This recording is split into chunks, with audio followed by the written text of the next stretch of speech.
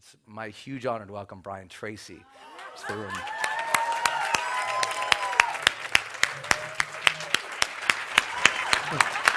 Thank you. Thank you, Brendan. Thank you. Very well. Thank you. Thank you. Please sit down. Please sit down. Thank you. I'm delighted to be here. Brendan really speaks highly of you. He says you're an elite group. And so to have an opportunity to share some ideas with you is a real honor for me. And I told Brendan, as you heard, I'd be pleased to come down and speak. And then he said, well, wait a minute, I can't pay you anything. And I said, well, no, I won't charge you at all. He said, well, but you still have to give a good talk. And so I promised Brendan I would come down here today and be good for nothing.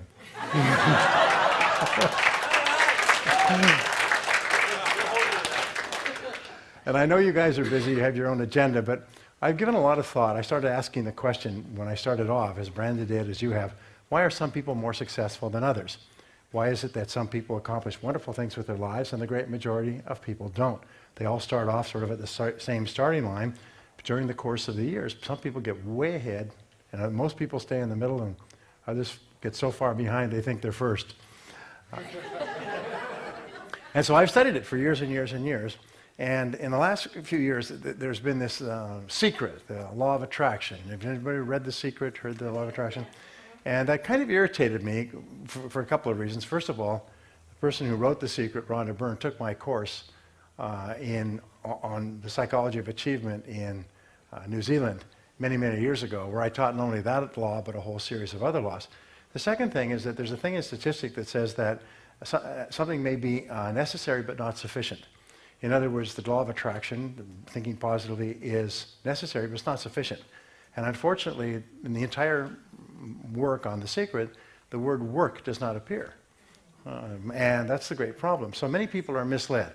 There's an enormous number of people who think it's easy to become successful. Is you just have to find a gimmick or a trick or some clever way to overcome all of your sloth and laziness and jump ahead years and years. But you find that it's simply not true. And there's a principle that I learned many years ago, and it was the principle of willingness. And it basically said that successful people are willing to pay the price of success in advance, and unsuccessful people aren't. And the price is usually very, very high. You have to go to deliberate extremes for a long time. You'll find that I worked with Bill Danko, who wrote The Millionaire Next Door with Thomas Stanley, and they interviewed thousands of self-made millionaires, and they said, how did you, coming from sometimes very humble beginnings, limited education, manage to become wealthy in one working generation? And they said the same thing. They said, well, I didn't have great intelligence, I didn't have a great education, didn't have a great family, but I was willing to work harder than anyone else. And that was the key. They're willing to work harder, start earlier, work harder, stay later, and so on. So as I began to study success, I want to start off and tell you a quick story, because we're going through one of the most turbulent economies in all of human history, in all of our history. And I've been through several ups and downs. We have a recession or a depression or a collapse or a problem in the economy about every 10 years. And we're into this one. We had one in 2000, 2001. We had one in 1990, 1991. We had one in 1980, 81, 82. And we're having one now. This one is worse. And this one is worse is because there's sort of a cumulative effect. There's too many people. 60% of Americans now take more from government than they put in, which means that 60% of Americans are basically living to one great degree or another as parasites. And the other 40% have to work and pay all the bills and produce everything. And the only way to get the money for the non-producers is to tax people. And when you tax people, what happens is the resources they have to invest decreases, and so they can't create jobs. So this entire, by the way, I'm not going to talk about politics, but this entire stimulus program, 100% of it went to government servants. Nobody got it except for it was to hire and to pay more government servants. And government servants, as you know, there are too many of them. You know, the problem with politics is the word politics. Poly means many, and ticks means voracious bloodsuckers. But anyway, Bernard Baruch, about 1903, Bernard Baruch started off 15 years old. He was a runner on Wall Street. And he would run buy and sell orders from one broker to another. They didn't have telecommunications or telephones at that time. And he was a young guy, and he would run, and he got paid $3.75 a week. But he, instead of just running back and forth, he would ask people, why are you selling? Because every time somebody sold, someone else was buying. Because if somebody bought, someone was selling. So it was a difference in judgment. The person who sold thought it was going to go down. The person who bought thought it was going to go up. So he would ask them, why did you buy? What is your reason for buying this stock? And then this person was selling, what is your reason for selling? And he made notes, and then he tracked. He took the time and he tracked to see what happened and see which of these predictions turned out to be true.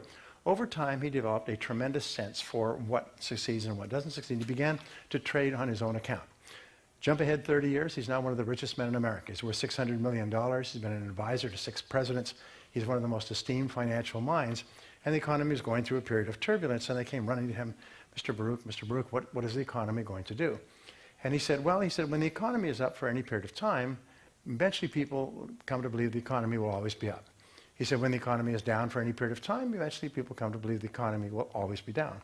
He said, both are wrong. The economy will fluctuate. And I was reading an article from the Financial Times yesterday, and it talks about 10 of the most successful business people in the world. And I was reading one of the articles, and it says, well, you fail over and over, but it's just one of the prices that you pay to be successful. One of the most esteemed business people. And I thought, isn't that interesting? Because failure is far more common than success. You're going to try far more things than will succeed. There's a man named David Foster. David Foster is a musical impresario. He produces songs, and he's been producing songs going back to James Brown all the way through to Celine Dion. And if you want to make your mark in the musical world, if you can get him to represent you, it's very helpful, because over about 25 years, he's produced 100 hit songs. And he was being interviewed recently, and I thought it was a fascinating interview. The interviewer, a friend of mine, Darren Hardy, said, you must be very proud of yourself. You have produced 100 hit songs over the course of your career and won 22 Grammys, which makes him the #1 guy. And he said, yes, he said, but you must appreciate I produced 1,000 songs to get 100 hits. And we're talking about that. We're talking about what I call the 10% factor. Is that if you could be absolutely guaranteed of failure 9 times out of 10, but in return for being willing to endure that failure, you'd be guaranteed of great success 1 time out of 10, you could have a fabulous life. Now, if I told you, and sometimes there's a principle that says between you and great success, there's a number of failures that you have to endure. Now, we don't know what the number is, but there's a number of failures you have to endure, and after that, you'll be extremely successful. And maybe it's 50, maybe it's 90, maybe it's 100. But as soon as you have covered the number between here and where you want to go, you're going to be a great success. So if I could tell you this and you believed it 100%, what would you do differently? What would you do? Oh, go out and fail. Go out and fail as much as you can. Fail fast, learn quick, fail every single day. How many times can I fail today? And I have a little just technique that I learned from a successful sales organization. They have a contest every day. Who can get rejected the most? And whoever gets rejected the most gets a prize. And so people go out and they hit the pavement at 8 o'clock in the morning, and they run and they go and talk to people, and they keep track of how many rejections they get. At the end of the day, that is their claim to fame. How many rejections did you get? 19. I got 21. Hey, I got 23. I got 25. I beat you all, you thumbsuckers. You know. And so they make it a joke, and they get up in the morning, they laugh at the number of rejections they get, because it's the fear of rejection that holds us back more than anything else.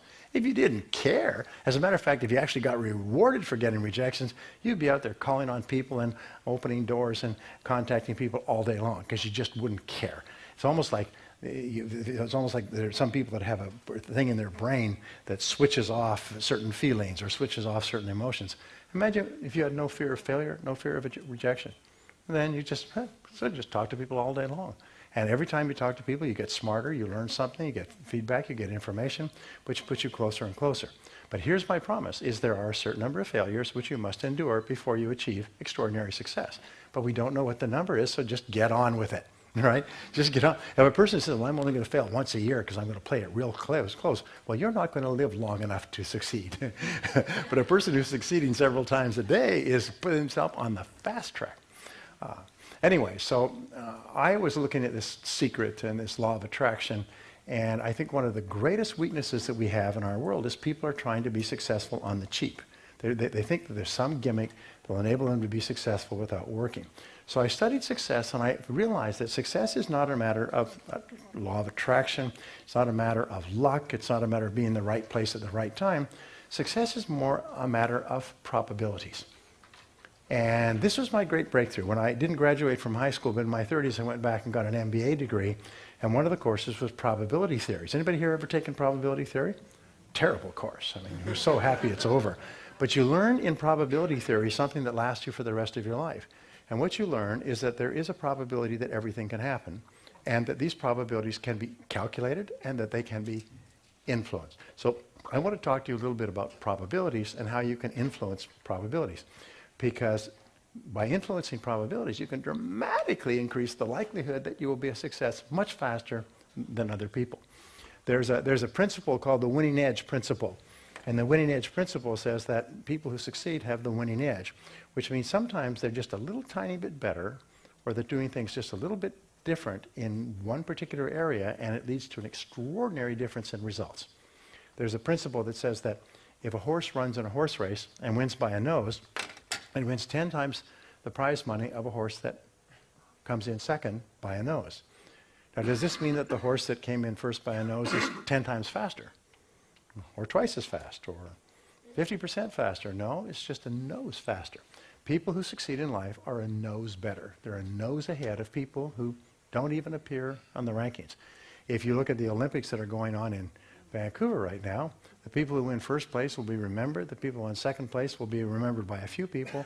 People who win third place will be quickly forgotten, and nobody else will be remembered at all. But it's always the person who wins by a nose. And do you see that competition where somebody won by 0.33 of a second? Was it Evan Lysacek who won by like a third of a second, or a third of a point, 0.33 of a point, and that makes him the #1 in the world. It's fascinating. Anyway, so in military terms, and I've studied military strategy for many years, there's a principle called a force multiplier. Now, a force multiplier is what enables a small force to defeat a larger force. And force multipliers are studied in all the military schools, and some of them you're familiar with. One is speed. Is a military force that can move and hit quickly can often have an advantage over a more cumbersome or slower moving force. Another is intelligence, which means that they simply know more about the enemy's dispositions and they can take advantage of it. Another is concentration. Concentration of force is a key force multiplier. Many of the great battles where small forces have defeated large forces are as a result of moving quickly and concentrate all of your forces in a key point of vulnerability. Well, these force multipliers are the same things that increase the probabilities in our lives. And so I just want to give them to you quickly, and I want to give them to you as what we would call thought starters. These are things that just trigger your thoughts. So the #1 force multiplier is knowledge. Knowledge means that you have specialized knowledge that you can use to achieve a particular goal. And knowledge in the 21st century is really the key to the future. And knowledge is becoming obsolete at a more rapid rate today than ever before, so therefore you must be continually replenishing your knowledge or you're actually falling further behind. Pat Riley, the basketball coach, used to say, if you're not getting better, you're getting worse. And in terms of knowledge, if you're not continually upgrading your knowledge, the knowledge that you have is becoming useless over time. I had dinner with a gentleman named Gary Becker about 2 years ago in Chicago, and he's a Nobel Prize-winning economist. And he wrote an article in the Wall Street Journal, and he said, we don't have an income gap in America today. It's important to understand because the income gap is the big political thing. What we have is a skills gap. He said, it's like in a marketplace. You go into the marketplace or like an auction, and people with really good skills are being bid up. People, I want you, I'll hire you. And people with average skills or mediocre skills are just not really in demand. There's nobody demanding them. And what they find is that people in the bottom 80%, their average income goes up at about 3% a year. It's just pretty much the rate of increase of inflation and cost of living if they're employed, they're not employed. People in the top 20%, their income goes up between 11 and 25% a year. Now, if your income goes up at 25% a year, you'll double your income every 2 years and 7 months because of compounding. So you'll find that there's people on the what I call the low road who are just basically getting by, and then there's people who are constantly upgrading their knowledge. And sometimes it's only one piece of knowledge that can make all the difference in the world. But with regard to probabilities, we never know what the knowledge is. We never know whether it's going to be this, but I pick it up in a magazine. I learned from Brendan. I came here. I read a book. I listened to a program. So what you have to do is you have to be increasing the amount of knowledge that you're taking in. I use kind of like the Pac-Man model. You're going to chop, chop, chop. You've got to be gobbling information all the time, because you never know which piece of information will be the critical piece.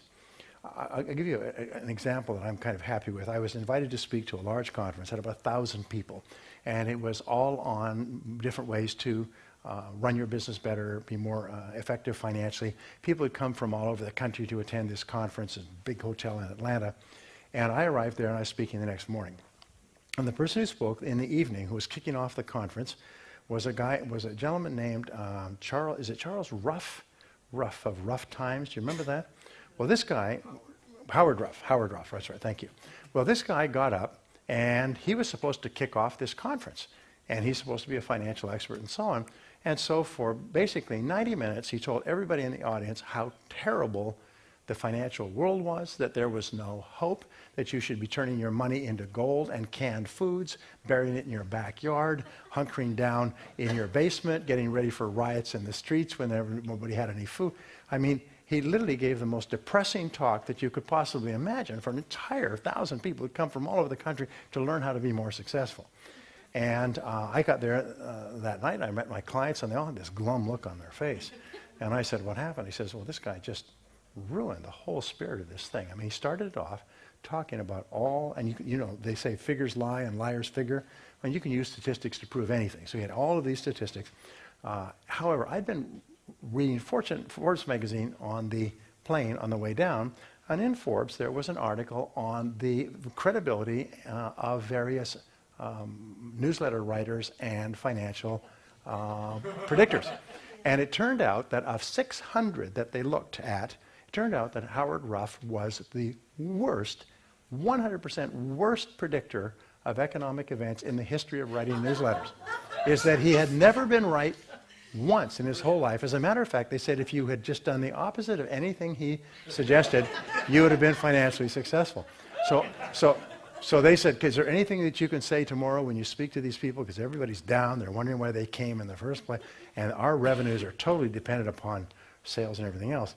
So I got up and I said, well, I understand that you had some interesting news from Mr. Howard Ruff yesterday.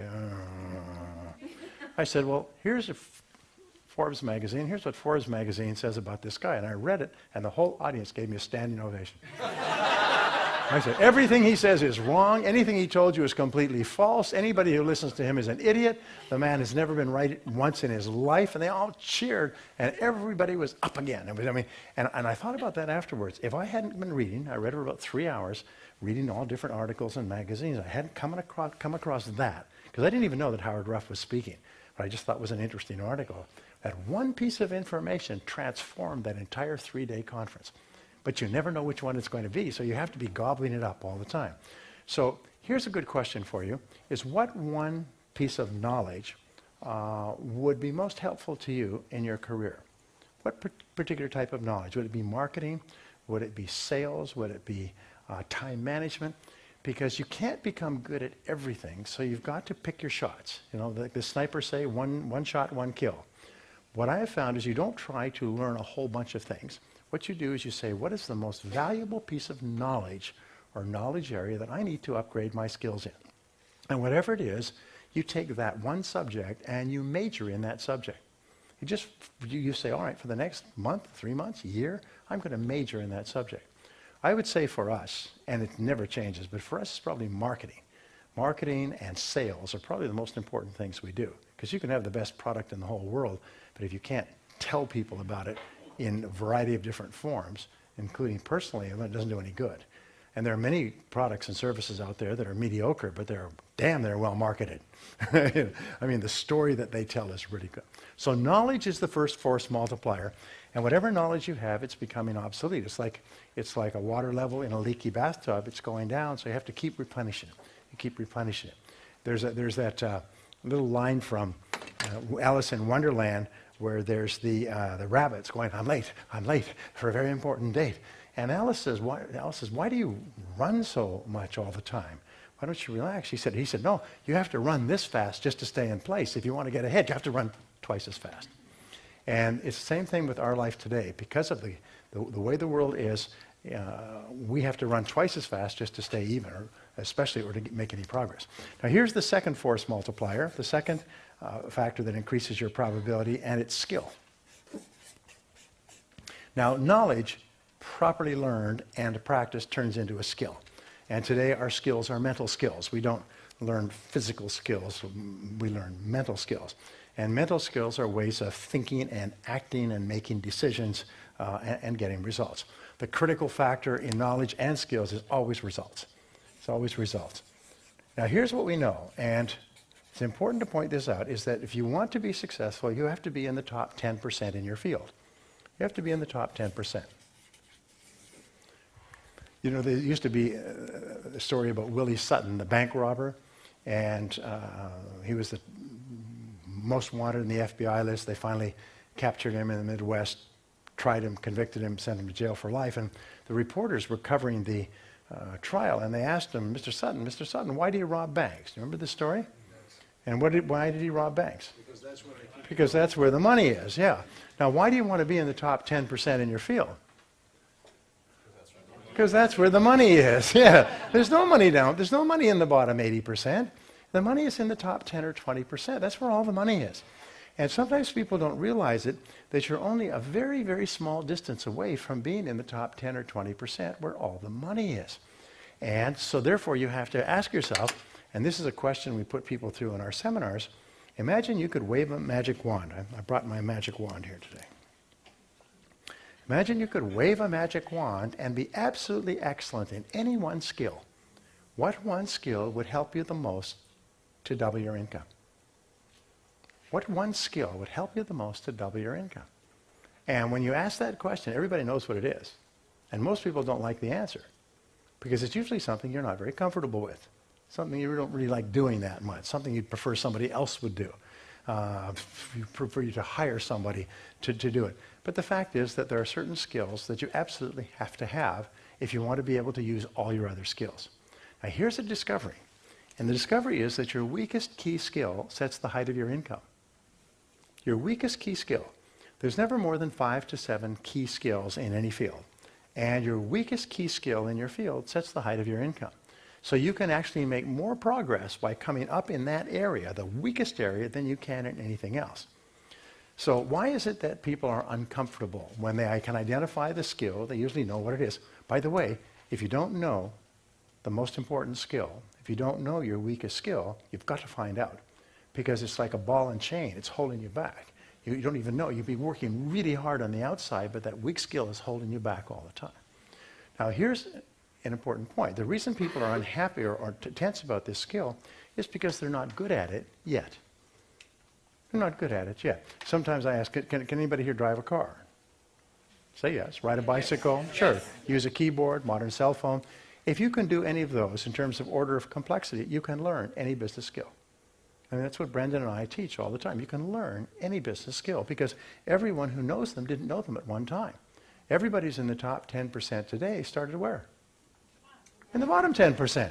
Everybody starts at the bottom. Everybody starts at the bottom. Nobody starts in the middle. Nobody starts up. They all start at the bottom. And then they work their way up. So therefore, if hundreds of thousands of millions of people can learn a skill, and so can you. Now some people will learn it faster, and some people will learn it slower, but everybody will learn it. I used to say to my sales audiences, I say that the key to success in life is to look upon life like a smorgasbord or a buffet. If you want to get to the front of the buffet line where all the good foods are, do you notice that when they make a buffet line, all the prime rib and the shrimp and crab at the front, what's at the back of the line? Salad, filler, breads, pastas, rice, anything else. Because they want you, as a dumb consumer, to fill your plate with crud that doesn't cost anything, but by the time you get to the front of the line, you have no room left for the good stuff. All right? So, I say, if you want to get to the front of the line of life, then the first thing you do is, step one is what? Get in line. You get in line, that's right. Which is a real shock to people. They sit there and it's always ready, ready, ready, aim, aim, aim, but never fire. And they talk about what they're going to do. I love the line from Henry Ford where he said, you can't build a reputation on what you're going to do. can only build a reputation on what you've done. So the first step is to get in line. Now, some people will go through the line faster, some slower, but step number 2, if you want to get to the front of the line, is what? Wait in line. Stay in line. Stay in line. Stay in line. Get in line and stay in line. Now, how do you move forward through the line? Well, there's only one way. It's knowledge and skill, and knowledge and skill, and knowledge and skill. Every time you develop a new piece of knowledge or skill that will help you to get results that people will pay you for, you move ahead in line. Stop learning, stop moving, and people start to go past you. If you start learning again, you start to move ahead. If you stop learning, you stop moving through the line. So the rule is get in line, stay in line, and just keep learning the knowledge and skills that can help you the most, and you just keep moving through the line. And everybody who gets in line and stays in line gets to the front of the line. There's no exceptions. It's like a buffet. You ever saw somebody in the buffet say, I'm sorry, you cannot go forward. Yes, you can go ahead, but you will have to stay out. You'll have to. No. Everybody who gets in line, stays in line, gets to the front of the line. In other words, everybody who wants to get to the top 10% gets to the top 10%. Just get in line and stay in line. And remember this, and this was a shocker for me because I got such bad grades in school, is nobody's better than you and nobody's smarter than you. Nobody's better than you, nobody's smarter than you. You have more brain power than you could use in 100 lifetimes. Don't ever, no matter what you got as grades in school, no matter how hard it's been for you to learn a subject, don't ever allow yourself to think that other people are smarter than you. How many times have you met somebody who doesn't seem to have anything going for them who's doing real well? There's nothing will make you madder than to see somebody who's dumber than you who's making more money than you. Have you had that experience? How could this nitwit be making so much money? It's not because they're smart, it's just because they got in line and they stayed in line. Now the problem is that most people get in line and say, boy, this line's sure going slow. I think I'll go and get in another line. Or maybe I'll go and sit down. Or maybe I'll go back in the line again. And instead of getting in line and staying in line until they get to the top of their field, what they do is they just keep going around in circles. So it's really important with knowledge and skill. Make a decision to get to be into the top 10%. And the way you do that is you just get in line, stay in line. Just keep moving, knowledge and skill. I sometimes say that it's like the ladder of success. And the ladder of success, if you can imagine your left hand and your left foot, right hand, right foot. The left hand and left foot is knowledge, right hand is skill. Knowledge and skill. As you learn and apply, you move up the ladder. Stop moving, stop learning and applying, you stop moving up the ladder. Start learning and applying again. It's so astonishing. You know, sometimes a person will go for years in a job and the company will go broke or they'll lose their job. And they're sitting there and say, well, I've got to get into something else. And they'll start learning and studying again. Learning and growing, and suddenly their whole life takes off. So at any given time, we can do that. And I don't need to tell you this. It's like singing to the choir because you're here. I mean, you're the ones who are here. So here's the third factor. And I know Brennan was talking about this, is contacts. Now, contacts is another thing that increases your probabilities of success. By the way, if you're really good at what you do, every door opens for you. Now, contacts are another thing, and there's a one-to-one relationship here. There's a one-to-one relationship between the number of people you know and the number of people who know you in a positive way and how fast you move through the line of life. Everything in life, every turn in your life comes with somebody standing there who opens a door, gives you a piece of advice, helps you out, hires you, buys something from you, introduces you to someone else. But we never know which one it's going to be. So the key is, as Brendan teaches, is networking. You've got to keep in contact. You've got to contact more people. Now, sometimes people will not be receptive to you. Now, what does that mean? It doesn't really mean anything. It just means they're busy. It's not personal. You must never take rejection or lack of interest personally. It's just people are busy. They're preoccupied. They've got a lot going on. They may be on the verge of bankruptcy. Their boss maybe have just shouted at them. Their wife may be divorcing them. When you call them up, they don't want to talk to you. Well, it's not you. It's not personal. They don't even know who you are. So if people are not receptive to you, that's fine. Remember the old saying, some will, some won't, so what? Next. Just keep on moving. So contacts are really important, and networking is one of the most important things we do in our world today, because it's always the number of people you know and the number of who know you that increases the probabilities that you'll meet the right person or know the right person at the right time to achieve your goal. I had this interesting experience. I was speaking in Atlanta, and there's this very nice guy. I have problems with my ankles because I've been standing on my feet for so long, and so I've got pains.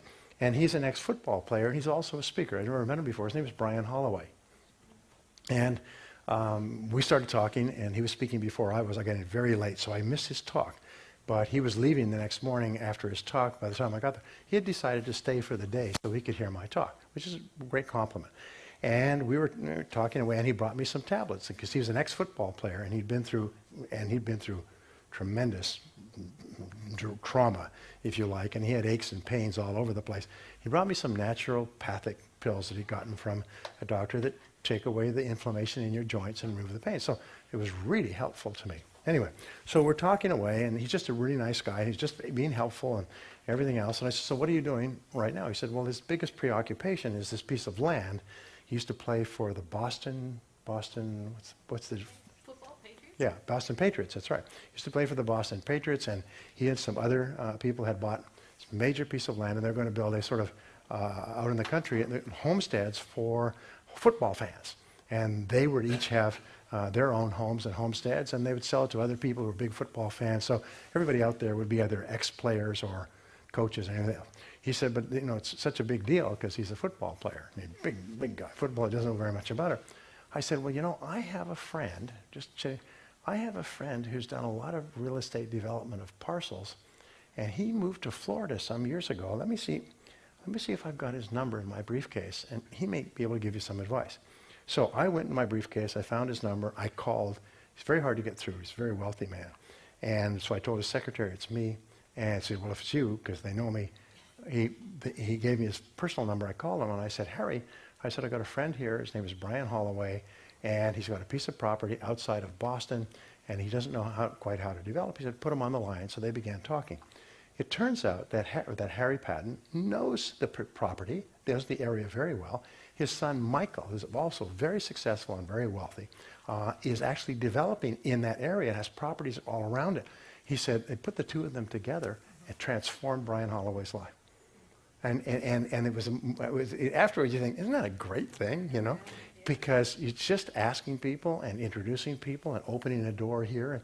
And so, but you never know who it's going to be. So to increase the probabilities, you have to meet lots of people. Now, Brendan has said this, and it's really important, is that there's two types of people in our world today. And there's one type of person who looks at other people in terms of what can I get from this person? And they meet you and they say, what can I get from this person? And they ask you, how are you? And how's everything going? Often they're very charming. What do you do? And what sort of work are you in? And so on. As soon as they determine that they can't get anything from you, they just turn around and walk away. There's a psychological term. I think they look upon other people as agents that can get them something. And then there are other people, like yourselves, who look upon people in terms of, wonder what I could do for this person. Because there are laws in the universe, not theories. Like the law of probability is a law. One of the great laws is the law of reciprocity. Is that says the more that you put in, the more you get back out.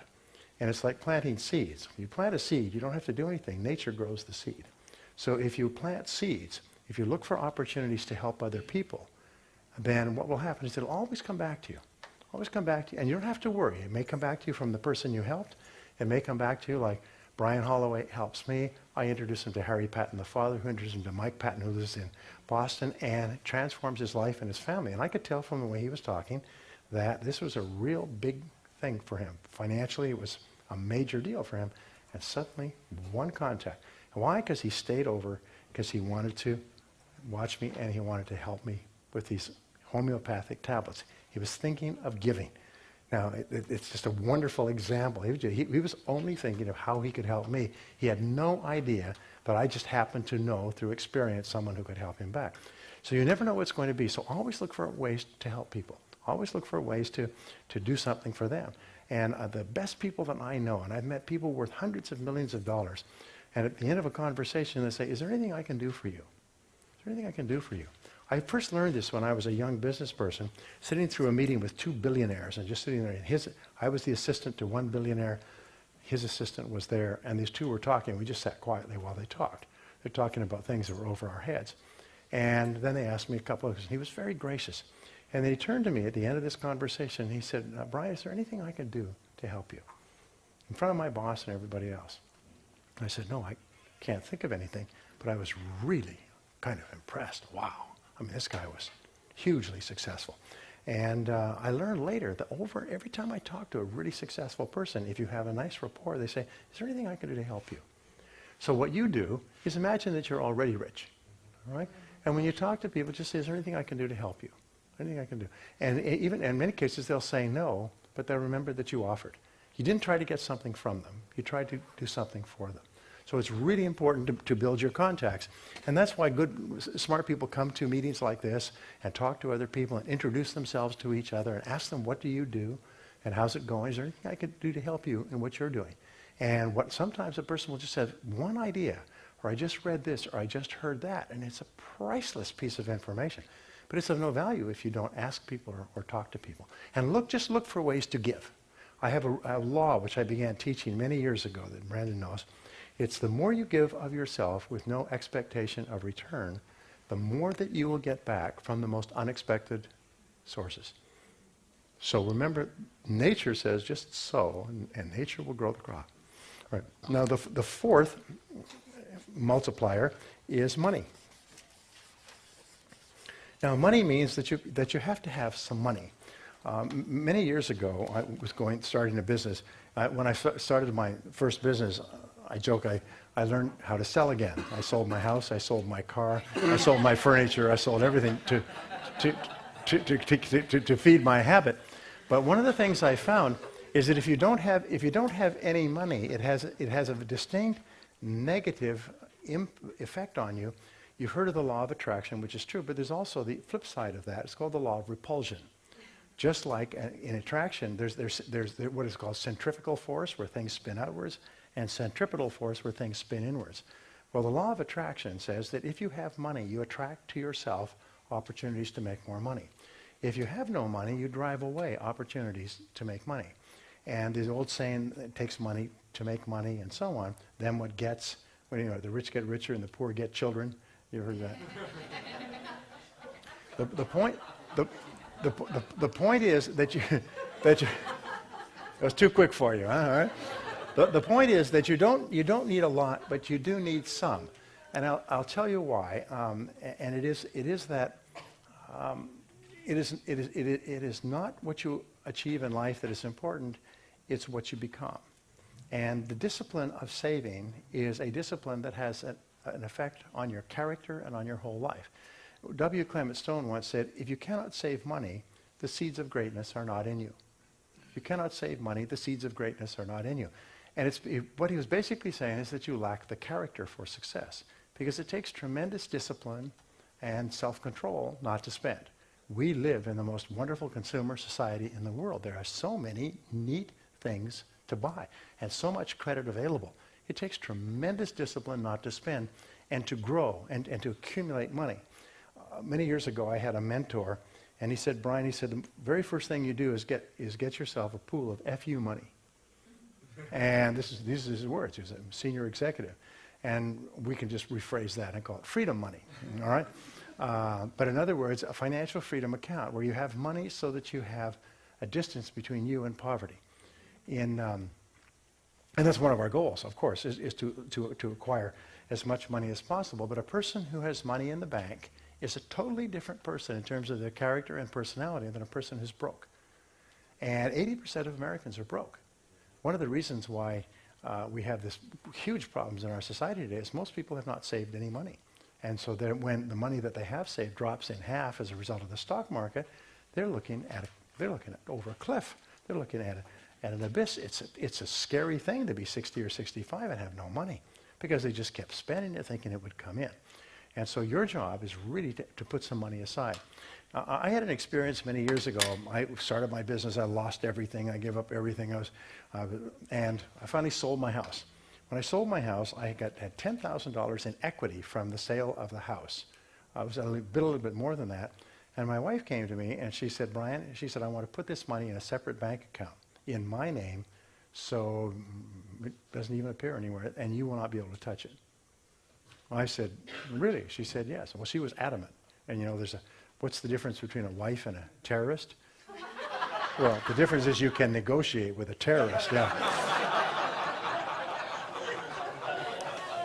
Well, this was obviously non-negotiable, and I said, okay, honey, I agree. She said, I just want this for my security. And we'd only been married a couple of years, and we're going through this financial turmoil. And she said, and we just had our first child. She said, I want to put this money in the bank. So she did. And the most amazing thing happened is we never ran out of money again. We never touched that money, and we never ran out of money again. Something always happened. And this is in the trough of a major recession, and their companies were laying off thousands of people. But because of that money, it was almost like the nuclear uranium in a nuclear reactor. It was sort of generating an energy, and it kept attracting more money. So the most wonderful thing that happens is if you start to save a little money, it has a little energy, and it starts to attract more money.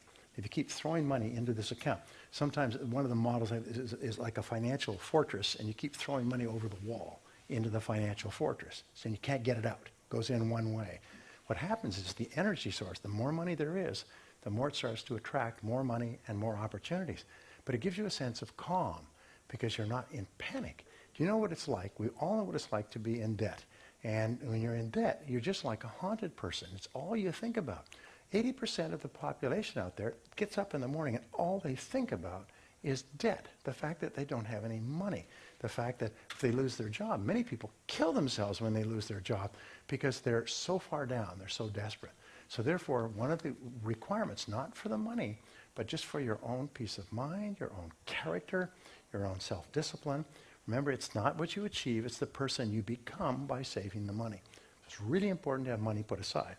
And if that requires sacrificing, if that requires selling your house and moving to a rented facility. I had an interesting story. I have had an intern working in my company 2 summers in a row, a lovely young woman named Lauren. And about 3 or 4 years ago, about 2006, 2007, I was sitting on the plane flying back in, and I was talking to this gentleman. He's a businessman. He had a very successful business.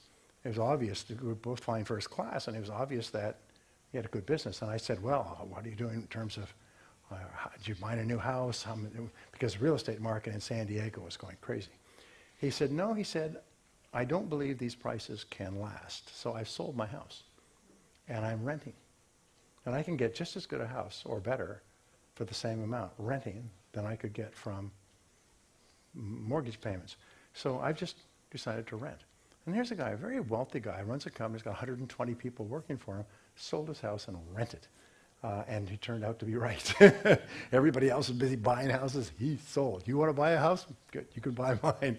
And he sold. And so then I sent him something in the mail. About 6 months later, got a note, would you have an opportunity for an intern? My daughter is going to college, and she's looking for a place to intern. And I said, sure. And so we hired her and for 2 or 3 months, and she did a wonderful job. And she came to work for nothing. But whenever we bring on an intern, the deal is, like university students, they'll work for nothing just for the experience. After about a week, we decide whether we want to keep them or not. And if we decide to keep them, then we pay them because we know how important it is to them. And she worked for us two summers, and in the course of working in our business and everything else, she decided what she wanted to do with her life. She wanted to be a professional copywriter. She wanted to get a degree in journalism. She wanted to work in advertising. And she was ecstatic. She was so happy. She finally decided what she wanted to do. Where did that come from? It came from sitting on the plane next to somebody who called me out. Anyway, so I'm getting off the track. But money is important, and it's important to put it away. Pick a number and say, I'm going to have this number, and I'm going to put it away and not touch it. And then every time I have some spare cash, I'm going to put it into that account. And the more money that's in the account, the more magnetism that account has to attract more money. And you'll be quite astonished. Anybody who's ever done this is quite astonished at how this account starts to grow. And you do your investments and everything else, and you live your life separate from that. But this money is money that you don't touch. Now, number 5 is character. Now, character, and by the way, the importance about money, of course, is that it gives you opportunities. When an opportunity comes along, Earl Nightingale said something that when I listened to when I was very young. He said, if a person does not have any money, if their opportunity comes along and they can't take advantage of it, they will just look foolish. I never forgot that. I didn't want to look foolish. So if you have money, then you could take advantage of it. How many people say, I'd like to, but I don't have any money? I don't have any money. How long have you been working? 15 years in the most affluent country in the world, and you don't have any money. No, I don't have any money. Wow, you don't have any money to buy it. Anyway, so So, and now character is the next thing. Your character is probably more important than anything else, and the most important part of character is integrity. Integrity means that you're a person of integrity, a person of honor, is that you always keep your word. I have 4 children, and you can't teach children everything. They're all grown up now, but I've always taught them 2 things. Number 1, accept responsibility. Don't make excuses. And second of all, tell the truth. Accept responsibility, tell the truth. It's like those Roman galleys. Accept responsibility, tell the truth. Accept responsibility. If you ask my kids, what advice did your father give you when he was growing up? Accept responsibility, tell the truth. And, you know, those 2 have turned out to be fantastic. Because my kids, whenever they got into trouble, they say, I'm responsible. I said, so I'd say, then all right, what did you learn? Well, this is what I learned, and this is what I'm going to do or not do next time. Great. I never got mad at my kids, and I never punished them for making mistakes and getting into trouble. I say all good kids get into trouble. They get into stuff. If they're good kids, they try lots of stuff, and some of it doesn't work out. My wife and I read this little one-liner when we were kids. They said, when our children were small, they said, would you rather your children got into stuff, or would you rather they just came home at night and sat and looked at a stick for 3 hours? And I always think of that picture of your kid sitting there looking at a stick for 3 hours. No, I'd prefer they get out and get into trouble. My son David, when he was 10 years old, he took some friends of his to the country club around the corner from where we live. And they went into, they're not supposed to be in the men's locker room. They went into the men's locker room, and they got a container of liquid soap, and they took it out, and they poured it into the jacuzzi. Yeah, well, this stuff bubbled and bubbled. You think it would bubble. It just bubbled and bubbled. It just came up and frothed and went all over the deck and everything else. I mean, it really frothed a lot. Well, the country club people came over, and then the security guards came over, and they called the police, and they all came over. Here's David with his 3 friends, and they're all caught. They're 10 years old. They're just little kids. And they're all caught, and they called us. They said, could you please come over here? We have a bit of a problem. Your son is in some trouble at the country club. And I said, oh, it's just around the corner. So we went over there.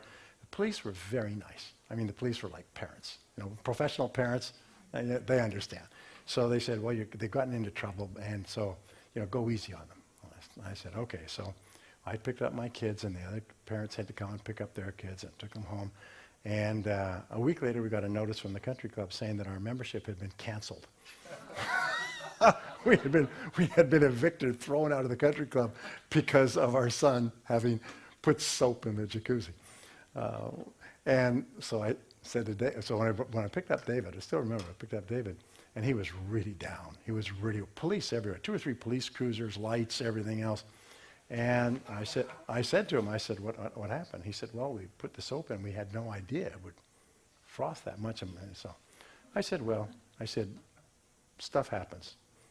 I said, if you knew the sort of stuff that I got into when I was a kid, you know, it happens. And that was it.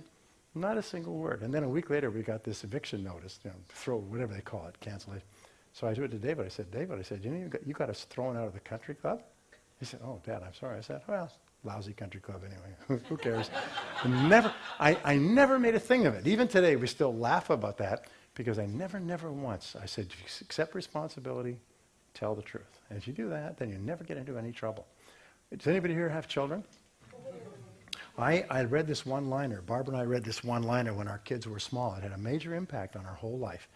And it said, if your children do not tell you the truth, or if your children lie to you, who has made them afraid to tell the truth?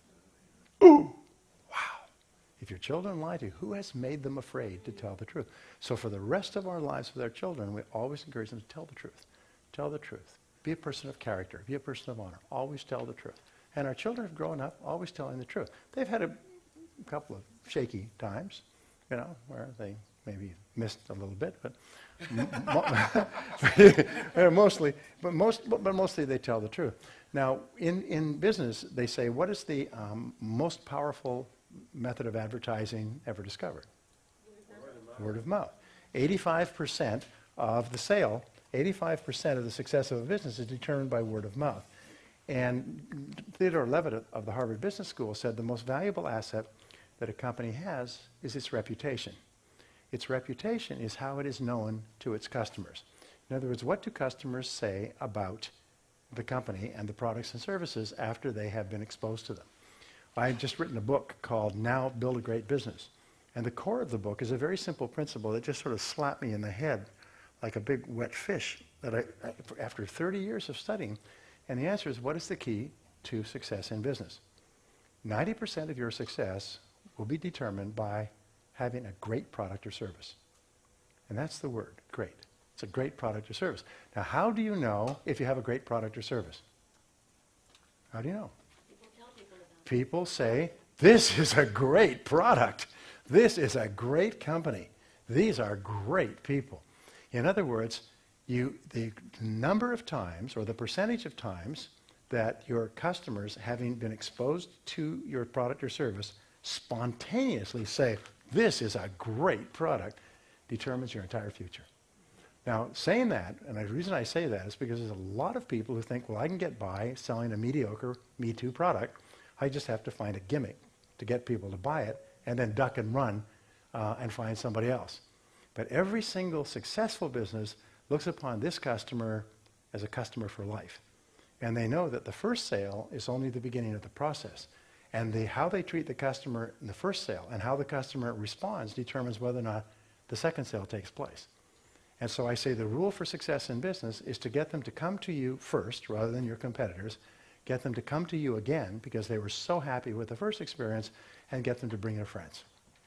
Come to you first, come again, bring their friends. And the critical thing is your reputation. You know, in the movie business, what they do is they spend, I just read this, they'll spend $50 million producing a movie and $50 million advertising it to get people into the theaters the first week. Now what happens is that they can't spend $50 million for several weeks. So they've got to get people into the theaters so that people watch the movie and begin to tell their friends. And it's only when a movie gets legs, they call it gets legs, that people start to tell their friends, you've got to see that movie, that the movie starts to become successful. Why? Because it's reputation. Everything is reputation. Now in your life and my life, your reputation is everything. Your character, your integrity is the most important thing you have. And one of the decisions that you make is you never, never compromise your integrity. You never say anything that's not true, and you never do anything that's not correct. No matter what the financial temptation, you're adamant you're not going to compromise your integrity. Now here's the wonderful thing. In psychology, they say that your level of self-esteem, how much you like yourself and respect yourself, is largely determined by your self-image. And if your self-image is that of a person of character, every single time you behave with character, you do what is the right thing, you like yourself more, and you respect yourself more, and you feel happy inside, and you feel strong, you feel powerful, you have a strong handshake. Your self-confidence actually goes up. You have greater confidence when you're living in truth with yourself and others than anything else. So there's a real payoff. If ever you sacrifice your integrity for a short-term payoff, you lose two things. First of all, you never get the thing you sold your soul for. Look at Bernie Madoff and those people. He's got a 150-year prison sentence. That's not good. And the other thing is it destroys your self-esteem. You don't like yourself very much. And the most important thing you can do is like yourself. So, character. Now, number 6 is good work habits. Good work habits. Now, all of these fall together, but in terms of increasing your probability of success, the fact that you work well and work hard and get a lot done, nothing can replace that. That means that you manage your time and you set priorities and you concentrate on your highest value tasks and you start earlier and you work harder and you stay later. There's no replacement for that. The great problem with the bottom 80% of people, not just in America but worldwide, is that they're lazy, lazier, and bone lazy. One of the biggest problems we have in our society is lazy people are going to politicians who say, look, give me your vote and I'll take the money away from the hard workers and give it to the people who aren't working at all. And there's an old rule that whoever promises to rob Peter to pay Paul is always going to have the support of Paul. And that is modern economics today. It's, you elect me and I'll rob Peter and give the money to you. And so good work habits, being a hard worker, is one of the very best reputations you can develop. Everybody in every business knows who the hardest workers are. Number 7 is image. Now this is really important. It means you look good on the outside. This is not a complicated thing, but human beings are extremely visual. And many people are hired for a job, or they get the sale, or they get the opportunity just because they look good, just because they've taken the time to turn themselves out well. Now, in the last few years, there's been a slide toward dressing like a bum, looking unkempt, looking like you fell off a watermelon truck and got run over by a car. And so people think it's cool. It's cool to look crummy. No, it's cool to look crummy as long as you have no hopes for the future. Because people who are successful look successful. I've spoken to 500,000 to 5 million people now, and in every audience worldwide, when people come up and talk to me, I know who's successful. I say, I bet you're doing really well. I said, yes, how do you know? You look like it. Successful people look like it. They look like they're doing well because they've taken the time. Women are much better at this than men. Men have this idea that it's okay to dress like a bum and nobody will mind. Well, no, it's not. Because here's why. Is the way that we dress is a way of telling people who we are. This is who I am. This is the package, okay? This is the package. So if you dress like a bum, what you're saying is this is who I am. I'm a bum. If you want to entrust me with your money, then you deserve everything you're going to get, and it's not going to be much. So therefore, because you are in complete control of your dress and grooming, how you dress and groom is a statement to the world about the person you are inside. And there's a rule that says if it doesn't help, it hurts. Everything counts. So it's just a matter of look at the most successful people in your business or industry and look at how they turn themselves out. And then just do the same thing. Just pattern yourself after the most successful people, especially if you're talking to clients and customers. Really important. By the way, interesting thing is, let's say you're working on the internet and you're doing all your business on the internet and you say, well, nobody can see me. Okay? Do you know that if you get up in the morning and you dress properly, I'm not saying you wear a tuxedo or a formal dress, but you get up in the morning and you groom and you dress properly, exactly as if you're going to an important business appointment, people can hear it in your voice when you talk to them on the phone.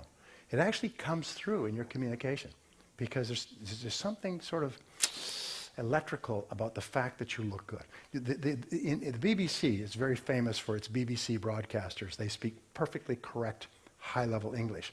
BBC broadcasters are required to dress in evening tuxedos in order to read the mail, read the news on the radio. And yes, and they've done this for decades. And people listening to the BBC, one of the most respected news broadcasting organizations, can feel that the person reading the news on the radio is dressed well. Just interesting. Number 8 is creativity. And creativity, we find there's a direct relationship between how creative you are and how successful you are. By the way, going back to image, one person that you meet at one time who you make a positive impression on can change the rest of your life.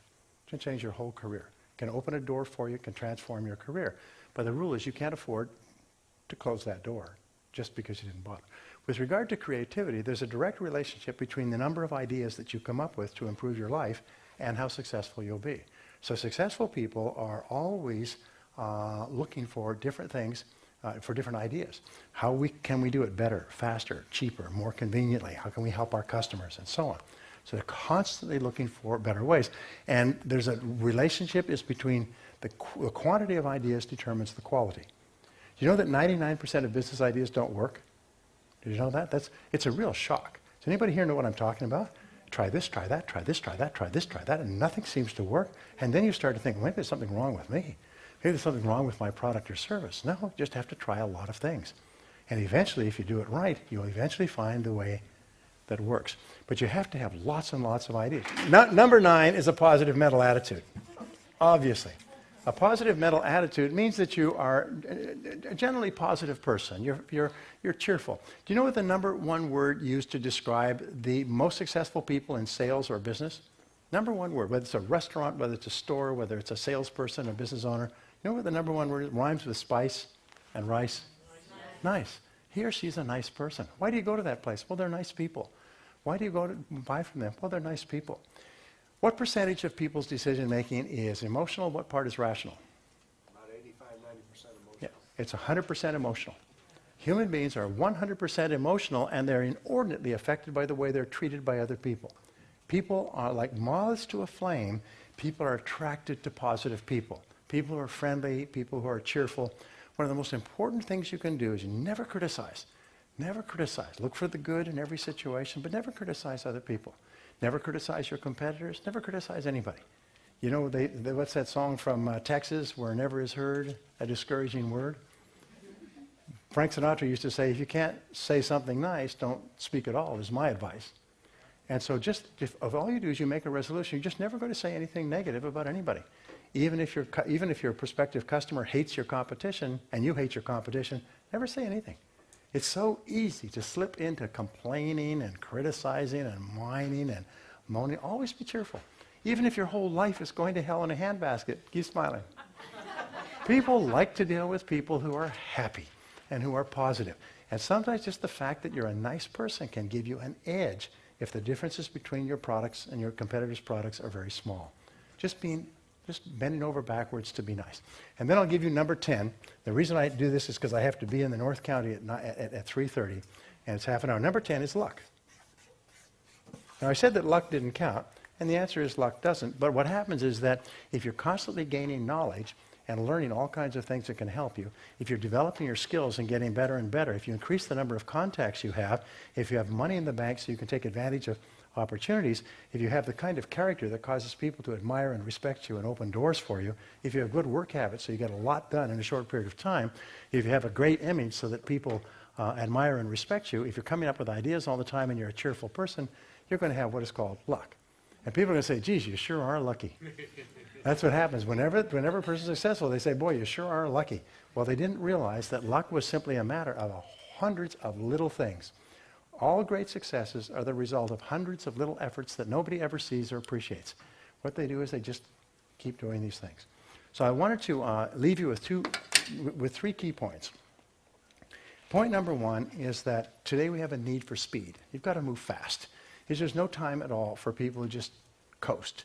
There's only one direction in which you can coast, and that's downhill. So if you get a good idea from Brendan, move quickly on it. Move fast. Try it out. Know that it won't work in most cases, so try it out. Try something else, and try something else, and try something else.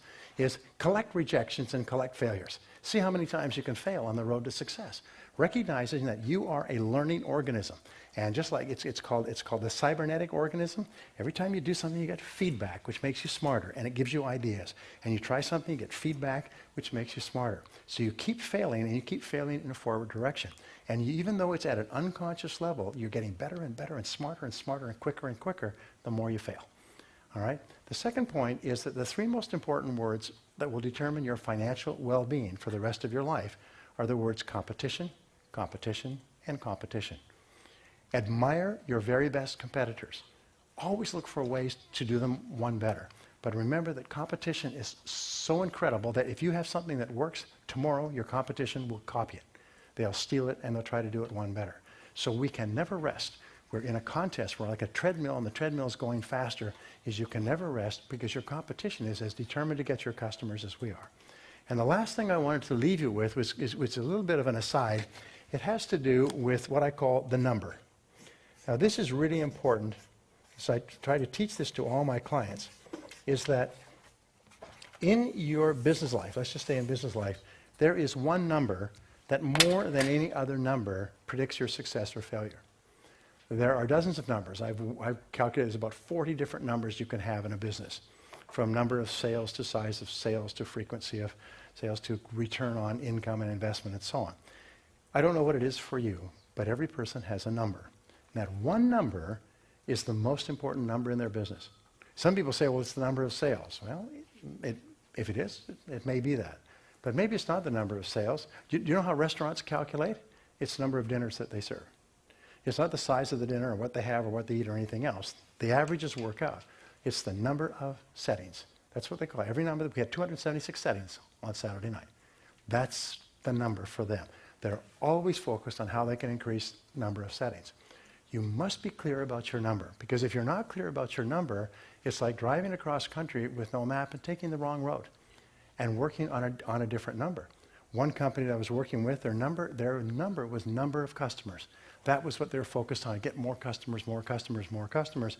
And then we went in and we looked at all their customers, their sales for the last 3 years. We found that 90% of their sales, they had 10,000 customers, 90% of their sales came from 116 customers. And the whole company was working on satisfying, servicing, mailing, emailing, contacting this huge customer base 116 accounted for 90% of their revenues. And it just shocked them. And then they realized it was not number of customers. What was it? Just size of customer. So what they did is they took their top customers and they analyzed them in depth, and they went back and they redoubled their efforts in customer service to those customers, and then they looked at what other companies and organizations have the same characteristics of the people who are buying 90% of our products. And they went to work on that, and they built a $100 million business. They went from $10 million to $100 million by focusing on size of customer and getting more customers who had the capacity to buy more. So I just passed that on to you. What is your number? And I don't have an answer for you, but you need to think about it. Is it number of sales, size of sales, cost of acquisition, profit per sale, frequency of purchase? What's your number? And whatever that number is, put everything aside and like a laser beam, like those Star Wars, focus in on improving that number. And that alone can transform your life. If you add all of these things together and dramatically increase the probabilities of success and then focus on that one number, well, you're all going to be rich and fat, and no, rich and thin and famous and happy. Thank you very much. God bless you. I'm Brian Tracey, and I just want to say that Brendon Burchard is one of the smartest, nicest, most creative marketers that I've ever met. His ideas are so amazing. My staff and I sit there listening to him talk, taking notes, and we're just astonished. If you get a chance to be exposed to Brendon, to be exposed to his ideas on how he can help you in your business, just run, don't walk. And I'm going to be speaking at Brendon's Expert Academy soon, and what I'll be talking on is how I went literally from rags to riches, going through the process of speaking, writing, training, creating audio, video, building a worldwide internet business, and speaking to 5 million people. And I'll show exactly the steps and missteps that I made on the way that enabled me to get to this point in my career, and I'll be sharing ideas that you can use to dramatically increase your results as well.